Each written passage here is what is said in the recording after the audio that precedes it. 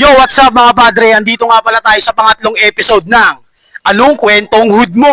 At dito tayo ngayon sa Barangay New Lower, Bikutan, Taguig City upang alamin kung ano ang natatagong kwento ng J390 West Hood. Lahat ay palabang, manahimik ka na lang, ika'y malalagutan. Ganon kami maglibang, loyalty sa aming baryo, bawal dito ang buwang mananatiling respetado. Ganon kami katatag, ito ang aming ira para sa mga pabida. Yo, what's up mga padre? Andito nga pala tayo ngayon sa J390 West. So, ipapakilala ko nga pala ang alas ng J390 West. Karnal, padre, magpakilala ka. Yo, what's up? El Monyo, alas ng JT9 West. Lahat ay palabang, manahimik ka na lang, ika'y malalagutan. Ganon kami maglibang, loyalty sa aming baryo, bawal dito ang buwang mananatiling respetado. Ganon kami katatag, ito ang aming ira para sa mga pabida. Di mo pwede pang matira, dito lahat porbida. Isang maling galaw. At muli, nagbabalik tayo ngayon upang alamin kung anong kwentong hood mo. Nagmula ako sa JT90 West sa teritoryo ni Tatay Kosa. Doon ako nagpa-rame hanggang sa makitaan ako ni Tatay Kosa ng potential para humawak ng isang hood. Natatag yung hood ko na JT90 West noong May 2, 2023.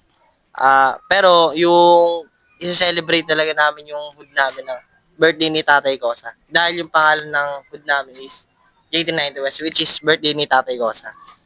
So, ang ibig sabihin pala na ang hood nyo ay bago pa lang. Simon, kuya.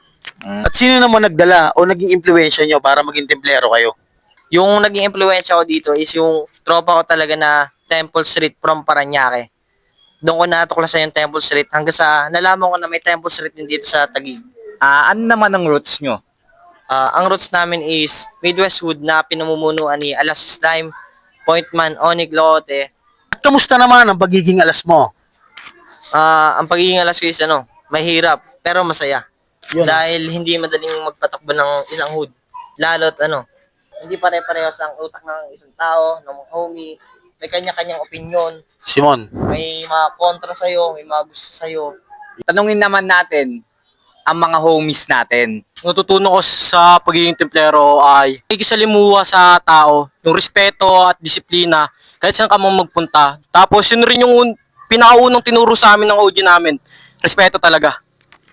Alas, ano naman ang maipapayo mo sa mga kabataan o sa mga G na mga mapupusok?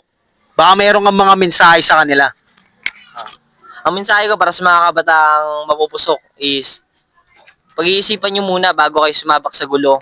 Dahil mas masarap ang mas maraming kaibigan kaysa sa kaaway. So, bago tayo matapos ngayon, may gusto ba kayong batiin? Yo, wala, shoutout. Gusto ko lang i-shoutout yung karnal ko dyan from Parañaque, Juan Los, Romnick. Tisap sa'yo, karnal. Shoutout nga pala sa buong Taguig side templero. Shoutout sa magulang ko. Mag-ingat kayo palagi, ma.